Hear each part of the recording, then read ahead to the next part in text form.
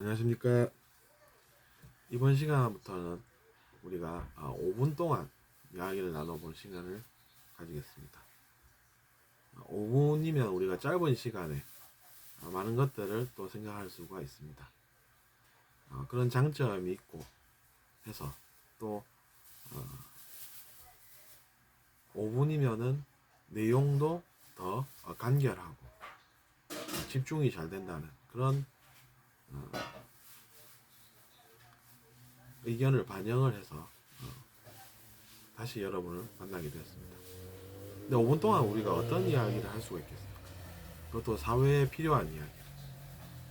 그래서 이제 저는 제가 뭐 이렇게 스펙트럼이 넓다고는 생각하지는 않습니다만, 일단 유튜브를 우리가 보게 되면 많은 비판 영상들이 있습니다. 비판 영상을 들으면 왠지 기분이 좋아진다라고 이야기하는 이유는 무엇이겠습니까? 그것은 사람들이 느낀 것이 많은데 그것을 이야기를 다 못한다라는 그런 내면의 문제가 있는 것이죠.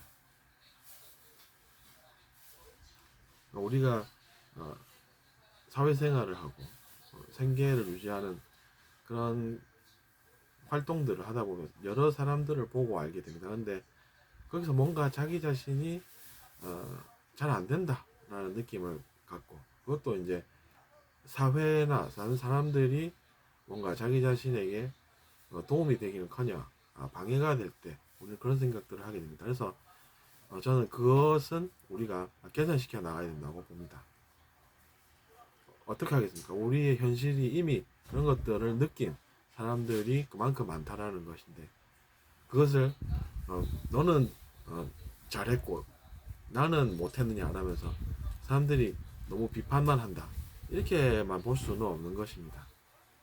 그러니까 단순하게 그렇게 접근할 수 있는 것이 아니라는 것이죠. 그들의 삶은 어렵습니다. 그 어려운 삶을 우리가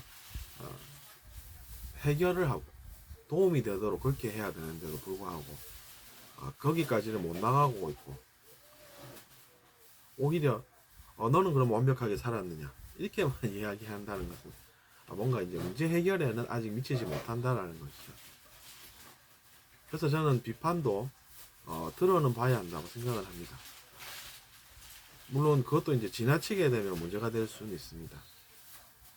오히려 이원성 의식에 늪에 자기 자신이 빠져가지고 나는 싸워야 된다 이렇게 이야기하면서 사람들과 싸우는 그런 사람으로 변질이 될 가능성이 또 있다는 것이죠. 처음에는 순수해도 그것이 변질이 되는 경우들을 우리는 많이 지켜봅니다. 그러니까 그런 것들은 고쳐 나가야 되겠다.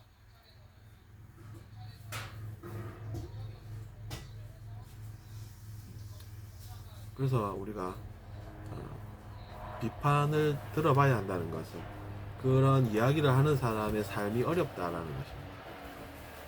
그래서 그들의 삶에 뭔가 도움이 되어야 그런 목소리가 잦아든다라는 것이죠. 잦아들고, 그래서 이제 그런 비판의 목소리가 잦아들어야 본인에게도 좋다는 것입니다. 그것을 무시하고 가만히 놔둬버리면 어떻게 되시는지 아십니까? 물론 아시는 분들도 많이 계시겠죠. 그러니까 그 문제가 자기 자신과도 관계가 없지 않다는 것입니다. 잦아든다라고 하는 것은 줄어드는 것 아니겠습니까? 그러니까 비판이 줄어들어야 자기 자신에게도 좋은 줄을 깨달아야 함에도 불구하고 그것이 안 되고 있다는 것이죠. 물론 그런 것을 깨닫는 것도 뭔가 노력이 필요합니다. 그러니까 저는 뭐 한쪽 편만 들 수도 없고, 다만 어떤 것이 사회에 필요한가 이 이야기에 많은 주안점을 두게 됩니다. 거기에 주안점을 둔다는 것은 한쪽 편을 두고 한쪽을 욕만 한다고 해서 문제가 해결되지 않는다는 것을 제가 알고 있다는 이야기입니다. 그래서 우리가 비판이라는 것도 자기 자신의 의식이 성장을 해야 별 무리 없이 문제 없이 할 수가 있다는 것입니다.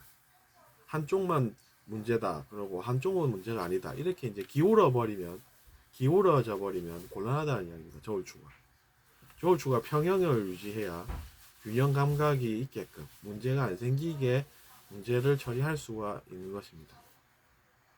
그래서 이번 시간도 5분이 지금 지나서 6분까지는 제가 안 가려고 합니다. 어떻게 들으셨는지 모르겠는데 들어주셔서 감사하고 다음 시간에 또 뵙겠습니다.